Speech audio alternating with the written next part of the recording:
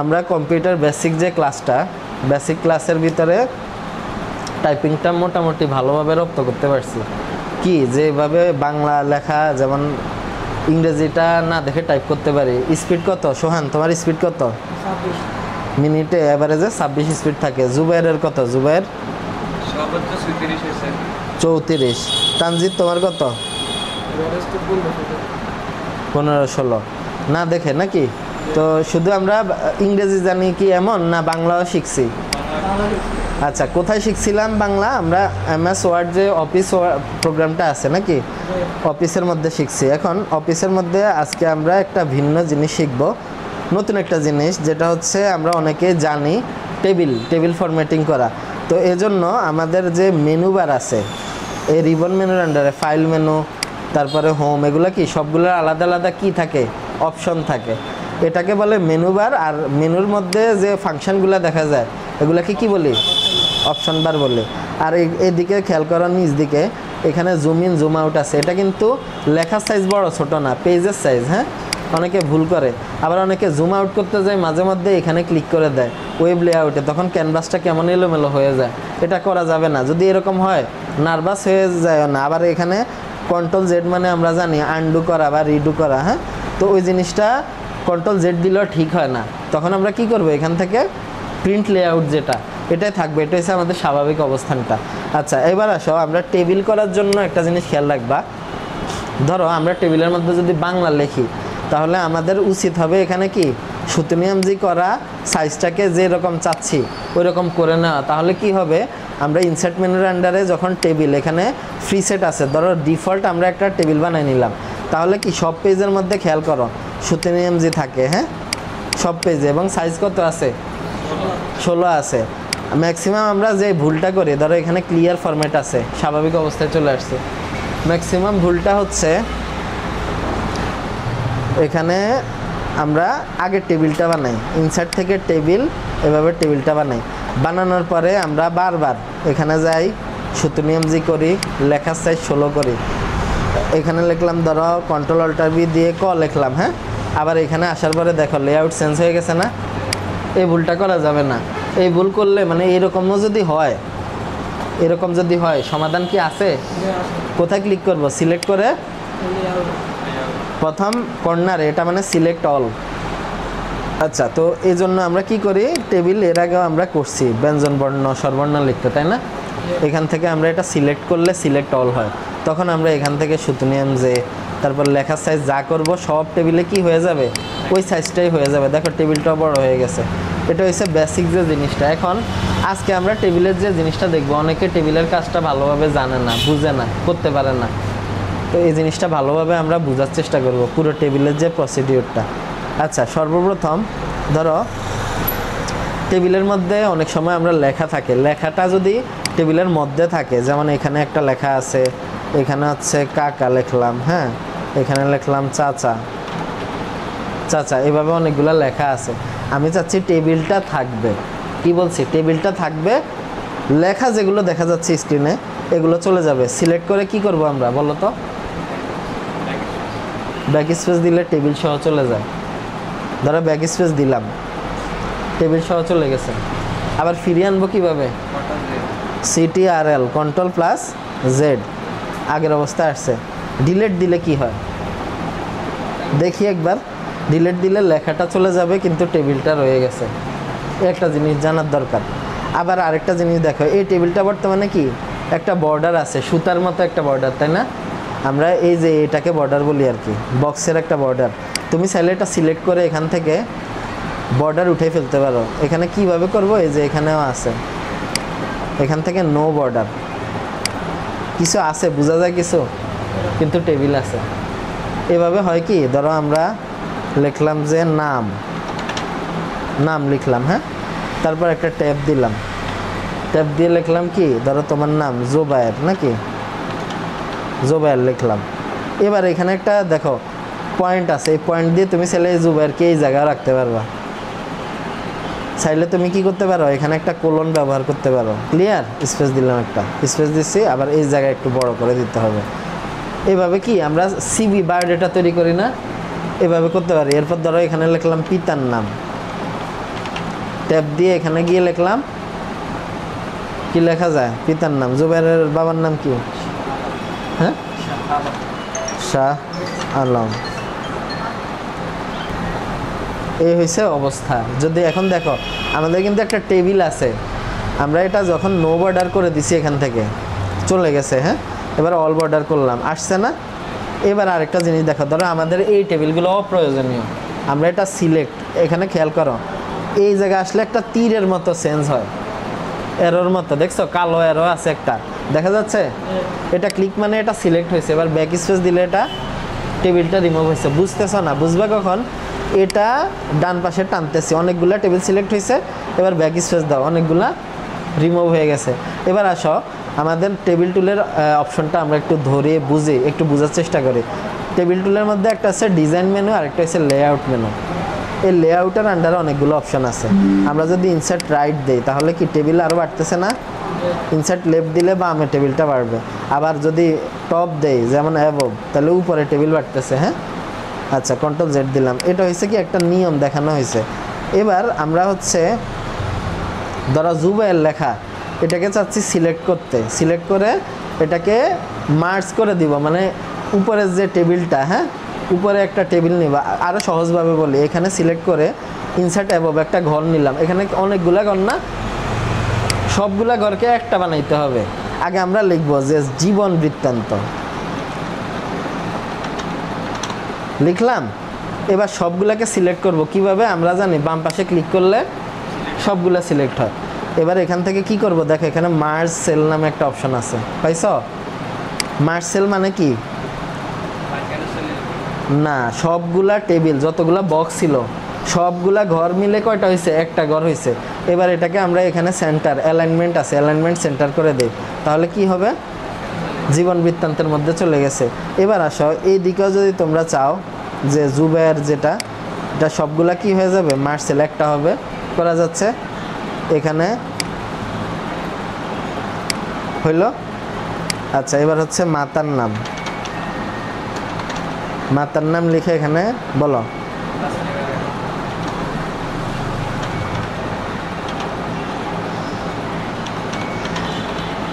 বেগম নাকি? আচ্ছা, এবার দেখো আমরা যাচ্ছি এইটুকু পর্যন্ত, একটা যতটুকু সিলেক্ট করছি ততটুকুই মার্জ হবে, সিলেক্ট করলাম, হইলো?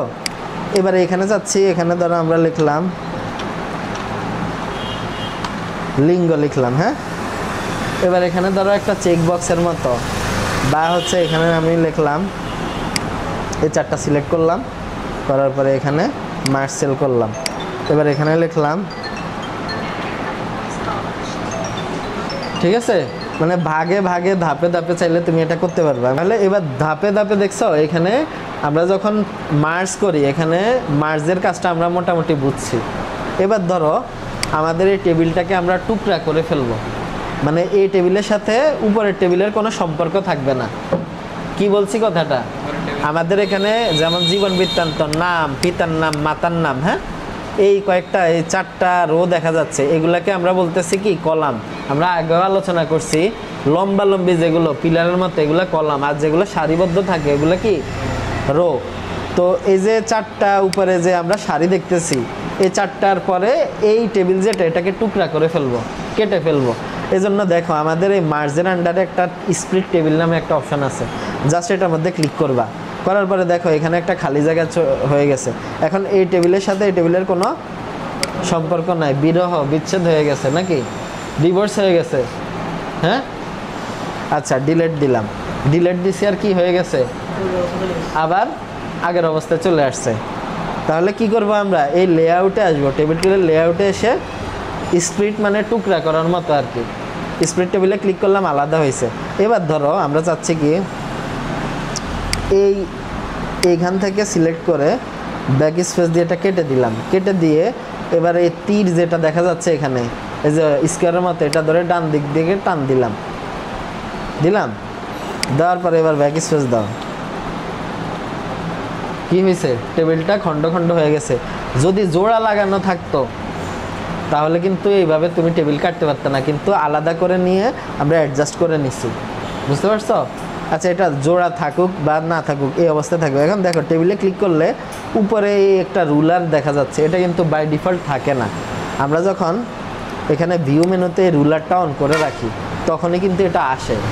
মনে রাখবা, কাজ করার ক্ষেত্রে সব সময় রুলারটাকে অন করে নিবা। এটা করলে অনেক সুবিধা পাওয়া যায়। কি সুবিধা দেখো, টেবিলটা তুমি চাইলে এভাবে টানি ডানে বামে বড় ছোট করতে পারো। হ্যাঁ, এভাবে এইখান থেকে এইভাবে। আরেকটা নিয়ম আছে, সেটা হচ্ছে এই উপরে দেখো রিসাইজ বাটন, এটা দিয়ে পুরো টেবিলটা, যেমন এই যে দেখো এই টেবিলের এখানে আনলাম, আনার পরে আমার মনে হয়েছে এই জায়গাটা বেশি। হ্যাঁ, আমরা কি করলাম, এখানে এসে এই বাটনটা ধরে এটাকে একটু এইদিকে টান দিলাম, ঠিক আছে। আবার এই ঘরের মধ্যে খেয়াল করো, এখানে যে ঘরটা, এই ঘরটা চাচ্ছি আরেকটু বড় করতে, এবং এই ঘরটা আরেকটু বড় করতে। উপরের এই বাটনটা অনেক সুবিধা। তো এবার এই লেখাগুলোকে ধরো এটাকে সেন্টার করতে হলে কি করব, লেআউটের অনেকে এই জিনিসটা মিস করে, এই অ্যালাইনমেন্ট করতে ভুলে যায়। সবাই স্বাভাবিকভাবে যেটা করে সেটা হচ্ছে এই অ্যালাইনমেন্ট। এটা করলে সমস্যাটা কোথায় সেটা দেখাই। যখন তুমি এই টেবিলটাকে টান দিয়ে এদিকে বড় করে নিবা, লেখাটা কোথায় আছে বলো তো, উপরের অংশে আছে। এখন কি তুমি মাঝখানে নামাইতে পারবা? হ্যাঁ, অনেকে আনস্মার্ট আছে, তারা ইন্টার দিয়ে এভাবে নামায়। এটা কিন্তু সঠিক নিয়ম না।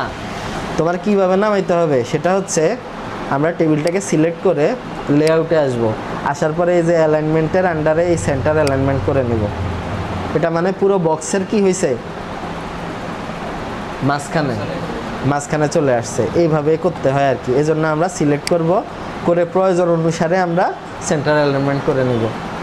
বুঝতে পারছি? তখন এটা যত টানাটানি করো অটোমেটিক কি হয়ে যাবে, সেটা মাঝখানেই থাকবে, লড়বে না। আর তুমি ধরো তুমি একটু চালাকি দেখে কি করলা, ধরো স্বাভাবিক তো এইভাবে থাকবে, বললা যে ভাই আমি তো পারবো, আচ্ছা পারো, দেখাও, ইন্টার দিলাম, দেওয়ার পরে এবার এটা টানলে আবার ইন্টার দেওয়া লাগবে নাকি মাঝখানে আনার জন্য, কিন্তু মাঝখান তো আর হইতেছে না, হইতেছে।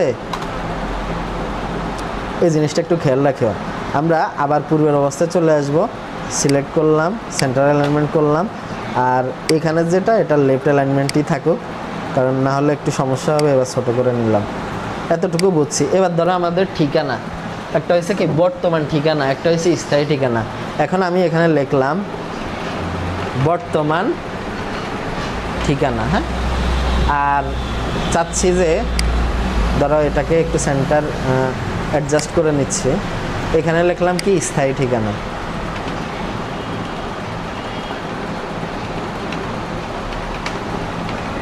আচ্ছা, তো এটার পরে আমাদের যে লেখাটা হবে, দেখো এটা স্থায়ী ঠিকানাটা অনেক জায়গা নিয়ে নিছে, এদিকেও জায়গাটা ঠিক করে আমরা অ্যাডজাস্ট করে নিলাম। এখন ধরো এখানে বর্তমান ঠিকানার মধ্যে আমরা কয়েকটা জিনিস লিখি। কি কি লিখি? গ্রামের নাম, তারপরে থানা, পোস্ট অফিস লিখি, তারপর কি লিখি, জেলা লিখি, অনেকগুলা জিনিস না। আবার স্থায়ী ঠিকানার মধ্যে এভাবে হয়তো আমরা একই লিখে দিতে পারি। এখন দেখো এখানে পার্টে এজার মধ্যে কি এত কিছু লেখা যাবে? যাবে না। তাহলে এই ঘরটাকে আমরা সিলেক্ট করব, করে আমরা এটাকে মার্জ করে নিব। তাহলে একটা ঘরে অনেক জায়গা হয়ে গেছে। এখন ধরো আমরা লিখলাম যে গ্রামের নাম পানপাড়া। হ্যাঁ, পানপাড়া, কমা, ধরো লিখলাম যে রামগঞ্জ, এরপরে লিখলাম লক্ষ্মীপুর। হ্যাঁ, এভাবে লিখলাম। এবার আমার প্রয়োজন হয়েছে কি এটাকে সেন্টার অ্যালাইনমেন্ট করে নেওয়া। আর বর্তমান ঠিকানার এটাও ভালো লাগতেছে না, তাই না? এটা কেমন হইতো যদি এই চারটার মাঝখানে থাকে, তাহলে সুন্দর হইতো। আমরা চাইলে কি করতে পারি, মার্জ সেল করে এটাকে সেন্টার অ্যালাইনমেন্ট করে নিতে পারি। এখন দেখতে কিছুটা ভালো লাগতেছে। স্থায়ী ঠিকানাটাও কি করতে পারি, সিলেক্ট করে মার্জ সেল করে সেন্টার করে এই বড়োভাবে এখানে লিখে দিলাম কি এটাও মার্জ করে নাও, তাহলে দেখতে সুন্দর হবে। মার্জ সেল এ ক রস্যই, এটাকে সেন্টার অ্যালাইনমেন্ট করে নিলাম। এবার এই লেখাটা ঘুরাই নিব, লেখাটা এরকম ঘুরাই নিলাম। দেখো কি আছে, এটা টেক্সট ডিরেকশন এ ক রস্যই ঘুরে গেছে। যেভাবে ভালো লাগে তুমি এইভাবে দাও, এই একই আমরা এইভাবে দিলাম। হ্যাঁ, তুমি চাইলে এখানে লিখতে পারো পানপাড়া, তারপরে রামগঞ্জ,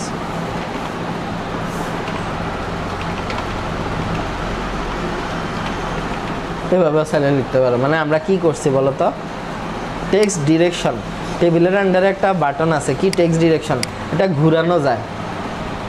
ক্লিয়ার বিষয়টা? আর এইগুলার কাজ কি, এবার আসো এখানে select property eraser draw table. ধরো আমরা চাচ্ছি একটা জায়গার মধ্যে আরও কিছু অ্যাড করতে, কি যেমন এখানে হচ্ছে আমি ড্র টেবিলে ক্লিক করলাম। এটা একটু মনোযোগ দিয়ে দেখো, আমাদের এখানে ঘর বানাইতে হবে। আমরা কিন্তু চাইলে এখানে ইনসার্ট টেবিলের মাধ্যমে বানাইতে পারবো, অথবা এখানে আরেকটা আছে কি স্প্লিট সেল, মানে এটা টুকরা করা। এই যে ঘরটা না, এটাকে আমরা ভাগ করব কয়টা টুকরা। যেমন এখানে বর্তমানে একটা ঘর আছে, এখন আমি চাচ্ছি জোবাইরের পরে এই যে জন্ম তারিখটা দিব, তাহলে আরও 2টা ঘর দরকার। আমরা এখান থেকে কি করলাম, স্প্লিট সেলে ক্লিক করলাম। রো কয়টা হবে, একটা হবে। কলাম কয়টা হবে, যেহেতু অতিরিক্ত অলরেডি একটা আছে, তাহলে আরও রো আমাদের কলাম দরকার, মানে ছোট্ট ছোট্ট 3টা খণ্ড দরকার, তাই না? আমি এখানে 3 লিখে দিলাম, ঠিক আছে। এবার ওকে দিলাম। ওকে দেওয়ার পরে দেখো এই ঘরের মধ্যে কি খণ্ড হয়ে গেছে না? এবার এখানে লিখলাম কি জন্ম তারিখ। জন্ম তারিখ লিখে এখানে এসে আমি এই ঘরটাকে একটু ছোট করে দিলাম। আচ্ছা, তারিখ লিখে এবার জন্ম তারিখটা বলো। 18/08। ঠিক আছে, এটা দিয়েও বোঝা যায়। এইভাবে লিখলাম। লেখার পরে এখন কি একদম এটা একটা নিয়ম দেখাইছি তোমাকে। এখন আসো শাহ আলম, এটা লিখছি। লেখার পরে যদি ড্র টেবিল দিয়ে করতাম একই কাজ, এখানে যাই এইভাবে টান দিয়ে তুমি চাইলে ঘর বানাইতে পারবা। দেখছ ঘর হইতেছে, এগুলা কি সব এক একটা টেবিল হইতেছে। আমরা Ctrl+Z দিয়ে আগের অবস্থায় যেতে পারি, অথবা এখানে ইরেজার আছে, ইরেজার দিয়ে এগুলা কাটে দিতে পারি। দেখছ কাটা যাচ্ছে তো। এভাবে চাইলে তুমি কেটে দিতে পারো যতটুকু দরকার। আবার Ctrl+Z দিয়ে ধরো আগের অবস্থায় চলে আসে। ড্র টেবিল আর ইরেজারের কাজ বুঝছো? কে বুঝে নাই? সোহান বুঝছো?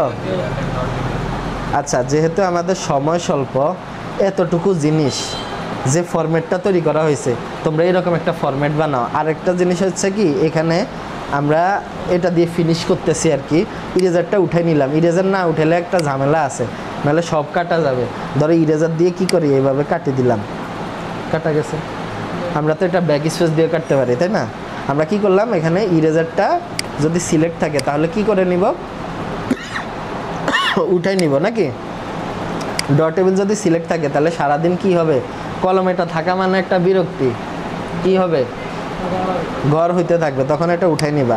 এখন এই 4টাকে একটা বানাইতে হলে কোনটা সিলেক্ট করবো আমাকে বলো।